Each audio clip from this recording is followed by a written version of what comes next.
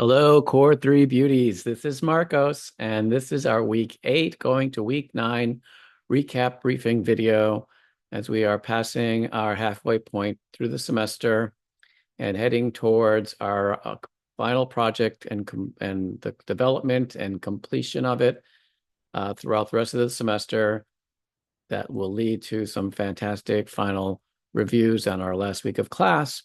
And speaking of fantastic final reviews, we had a great session last Thursday, a couple days ago, with most everyone presenting their final digital forms project and seeing the result of a lot of hard work and dedication and talent put into your projects.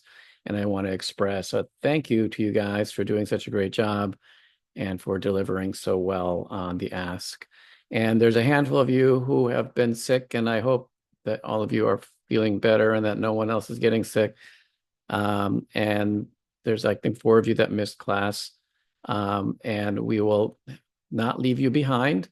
And we will be sure to have you guys start off the class next week with your review. So please be ready for that. And most importantly, get back to health.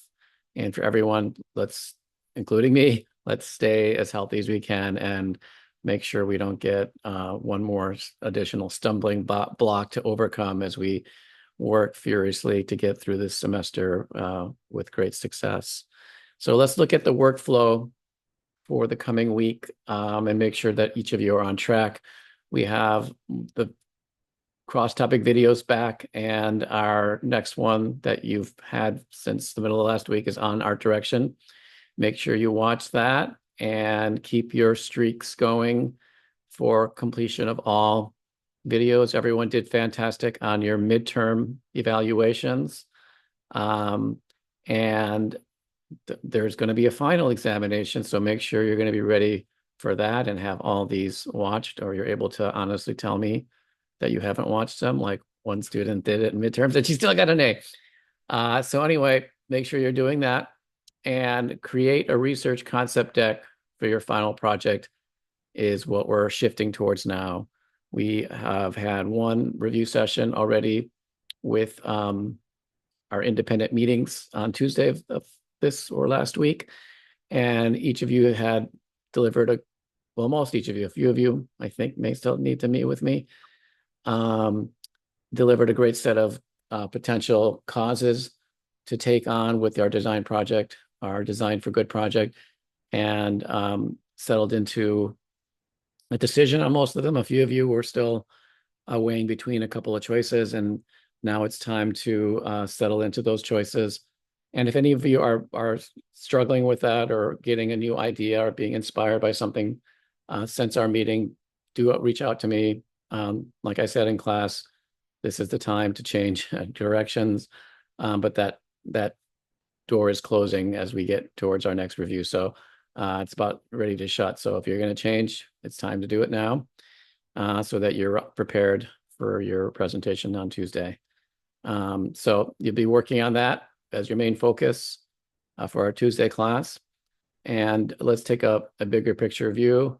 We have now got into technically the 3rd week of the class, not the class, of the project, where we will begin to develop our brand and the concepts around our brand based on further research. So basically, each of you are going to further dive into the causes you selected, learn more about the issues at hand, get more data, get more statistics, try to find insights, key insights into how you may approach your solution through that research. Also, in order to find strategies and inspiration, I want you to research either and or both competitors or partner brands who are trying to solve similar issue as you have selected. And if that kind of thing doesn't exist, which a lot of times it doesn't, if there isn't anybody doing what you want to do, find something similar or even more radical. Ignore what the case study you choose is doing it for, and focus on what they're doing and look for ways that non-related advocates use design to solve or communicate their issue, and use those as inspiration for how you want to approach yours. So what they're advocating for or what they're communicating doesn't have to be the same thing as you are doing, but it has to be that the strategies they use, the mediums they use, the media they use to do that communicating is the influence and the inspiration. And that's actually quite a good thing, and maybe even better than just looking at what another partner is doing. So balance between those two to get a good set of case studies, of 3 case studies to look into that. So that'll be the main focus. We'll also look at developing your brand strategy and looking at your audience, and we're going to talk about that here in a couple of seconds anyway. So bigger picture, we then have about 5 to 6, if you count the final week, to get this final project done. So kind of a 6-week process. It's going to involve completing your brand identity and then taking on your 2 main touch points, your digital and physical form, kind of based on the same approach we took on our first 2 projects of the class that will be sewn together into a cohesive presentation on week 15. And I guess again, a reminder that it can come quickly like a thief in the night. It could become Thanksgiving and have that afterglow feeling that we've got another 2 or 3 weeks of class left, which is normal. But this year, the last Thursday in November is like the very last day of November, or so, not quite, but it's near the end, meaning we don't get that extra week, and we have finals staring us dead in the eyes the minute you get back from finals. So that is going to take some planning, and I don't want any of you to be caught without any oil in your lamps and caught without what you need to be allowed to enter into the final reviews because you don't have you didn't prepare. And preparing is the key to not just this class, but to your lives. Make sure you prepare well and be ready for the obstacles and find the successes. So another way to look at this is through our beauty, human flourishing rainbow, that we are trying to take the path from social causes and individual needs that you have identified and have committed yourself to. And we see design student Sally has now joined us in our journey, and she, along with you guys, are taking the first steps in developing a new brand concept and strategy. She and you will climb higher this week to brand name and maybe start to touch into the brand logo and brand standards, depending on how far along you get or how certain you are about what you're doing. You don't have to go that far up into the rainbow, but you can. And eventually we will go through creating the identity, the standards, the graphic standards guidelines, and some base touch points, some basic touch points that show the brand. And then the main thing on the downhill arc of our human flourishing path will be to work on those 2 main touch points, the print experiential one or the motion interaction one, working together to communicate and try to execute your goals and help solve your problems. And the key is to help in the effort of whatever you identified. We aren't trying to solve these big problems. We're identifying them, and we're finding a way to put a dent into them or to create a better experience. We don't have to have the burden of solving a big problem in a massive way. But like everything in life, we want to be able to take things one step at a time and one person at a time. So focus on the individual experience and how you can empower an individual to go forward towards a better outcome.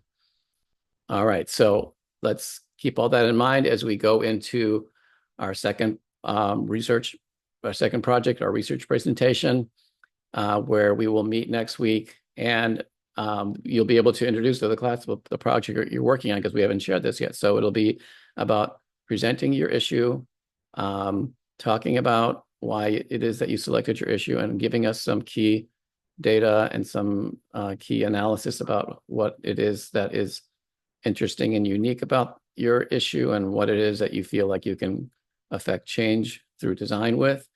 And then to do your research portion, where you go from outlining the top line issues around your cause, to then looking at case studies of organizations that have taken on the same cause already and what they do, and or to showing case studies of brands or campaigns that take on similar or non-similar issues, but use similar strategies that you're interested in, that are inspiring you, that you might want to be able to combine a digital and analog approach in a similar way that this case study that you'll present is doing. And that's key. Like, try to find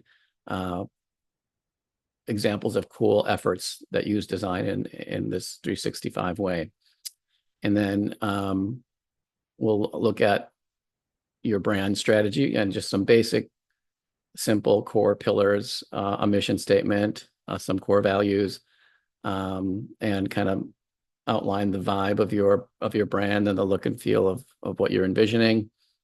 Some mood boards, and then how you will address your social issues to create a kind of punch list of the way you're going to approach utilizing media to connect to your audiences and get them to participate in whatever it is you're trying to get them to participate.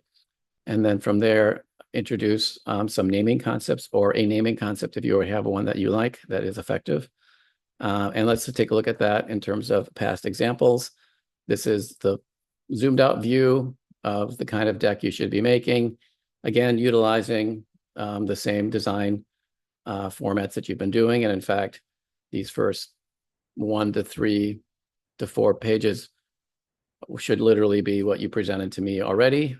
You're taking the one issue you picked, pulling it out, and then building on that, building on some further research, and then identifying a goal to what you want to be doing, identifying your target audience, and then showcasing these case studies that are on the second and third row. At the end of the third row, identify your strategy, outline your design personality, talk about your approach and the kind of applications you want to create, a mood board on your design inspiration for how those applications will look, and then the name of your brand. And then this is just a zoomed in version of the initial research part. These are the case study examples of what you could be showcasing, and then the specific brand strategy that you'll develop for your own brand. This is a goals page, a target audience page, an overall strategy approach, how you want to develop your brand,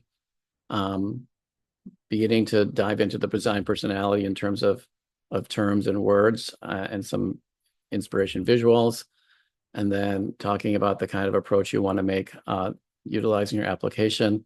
And as we talked about in class, the key is that you're thinking about it from the base point of view of a digital and analog, or analog and digital approach. But you see here there's 3. So you don't have to necessarily be binary about it. You can have more weight on one than the other. But if you do that, just make sure you're still keeping within the context of something digital and something analog. I don't mind if your digital project is like a big shining star and your analog is a little smaller star, as long as the size of the two kind of end up becoming the same. You're just shifting resources, but you're still doing the same amount of work. You're just putting more commitment into one or the other. So if this is the equal amount of work you would do if you just did it 50-50, one can grow and the other can shrink, but they still need to kind of be the same amount. I know this kind of a goofy way of showing that, but I think that makes some sense. So here you see that they had kind of a couple of analogs, and then the mobile was in the middle there. So, and if you do something and you want to spread out your analog approaches, you don't have to, in this example, you don't have to fully develop the game. You can develop just the top line version of it that's using mockups, and using your voice or text can say what the intention of the game is and to show a mockup, and you can move on to the next one and show a different thing. So you can build a lot of little stars and a bigger star. So I want you to think about that in customizing how you approach this for the best result. And then also to begin the design development, begin to research and get mood boards on how you want to use this media, from the raw kind of example you see here to the higher tech digital and experiential versus applications and advertising campaigns and print pieces. So begin to think about what those things are and collect those images to make this kind of mood board. And then we get into the name. So when you think about the name, make sure you're understanding that a name, the words that you hear, that you see, the letters, the sound of that word, that is part of your brand identity. And that actually holds a lot of equity in that. And as we talked about in class, like the more compelling, the more simple, the more unique and simple at the same time your name is, the less that you need to rely on the graphic treatments that you do, because the words are working so hard. The word is working so hard for you. So in this example, Zoom is like it's a simple but unique, elegant name that isn't calling for a hammer of design to come in and really carve into it and offer uniqueness, because it's already unique in just the way it's so simple, yet it's unique and very approachable. So think about that, because I don't, and mostly think about that because that's true, but also because I don't want the focus of your project to overly be balanced towards this identity, but to kind of nail that in the next week or two, and then be able to move on to your main pieces. So create a not just a name proposal, but some rationale to why that name is strong and what it means and why you chose it. And then always, as you have been doing, continue to include the thank you page and a feeling of gratitude. And then here's another example from last year from one of the pieces we showcased at the kickoff of the project. And again, utilizing your template. Whoops, I gotta change to here. Okay, here we go. And then beginning by having part one here, the cause overview. This was about civic duty and engagement, and providing some statistics, some impact observations, the target audience, and then looking at these competitors and partners and what's out there that are already doing the work similar to what you want to be doing, and how that could affect your approach. And if you remember with this example, this student found that when doing this research, that there was a lot of great brands out there already doing this effort to get people to register to vote. And it brought her the insight that, okay, I need to think about how we can take the step before registering to vote, and how do we get individuals or young people or students to actually say, well, what is it that I believe and why do I believe it? So that was a really important inspiration, an important insight, because it led from her to do just another one of, I don't want to say just another, but another one of these kind of get out and vote campaigns, and instead take it much deeper right into people's own core values and worldviews, to begin to examine what it is you think about the world and yourself, and how you're connected to it all. So three of these are what were showcased.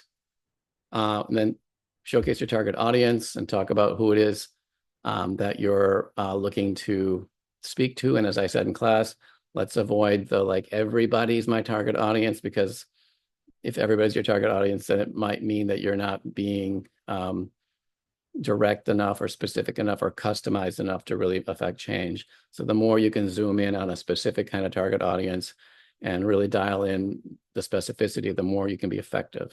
And the example I used in class, you might say everybody, and then you might say, oh, young people, and then you might say, oh, college students, and then you might say, oh, design students, and then you might say freshmen, and that might lead to like a freshman design student target audience that you can then create a program that is implemented at freshman orientation. And that's part of the introduction to the brand.